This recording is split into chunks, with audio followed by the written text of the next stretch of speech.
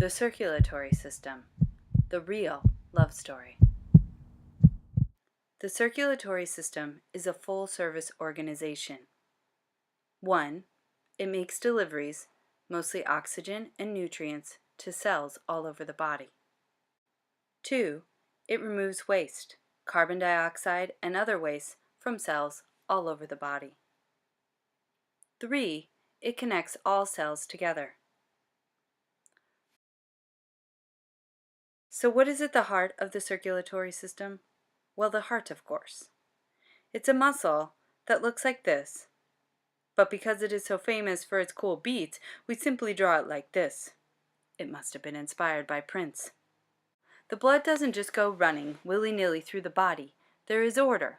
All streets are one way, either towards or away from the heart. So where does it all start?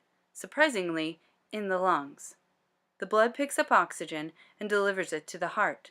The arteries, which move away from the heart, lead into the capillaries. These are teeny tiny vessels that are so small the blood cells have to line up in single file and follow the captain's, or capillaries, directions. Then the blood journeys into the veins, which head back to the heart. From there, it goes to the lungs and the process repeats. Tip: you can remember the order of arteries, capillaries, and veins by putting them in ABC order. Arteries begins with A, capillaries begins with C, and veins begin with V. Let's zoom in on the heart and look a little closer at the traffic flow. We see 4 chambers, or rooms. Blood enters the heart through the left atrium. It's carrying oxygen from the lungs. Then the blood leaves through the left ventricle and out into the body.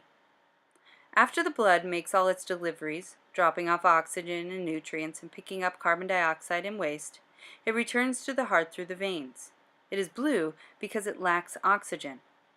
It pumps through the heart and exits through the right ventricle on its way to the lungs. There it will trade carbon dioxide for oxygen and then return to the heart. I will end with the most romantic of all topics, blood. We've mentioned it. We've all seen it at some point, but what is it? Let's paint a portrait of blood. It's mostly made up of 4 parts. White blood cells, they fight infection. Red blood cells. Platelets, which keep our blood clotting when we're hurt.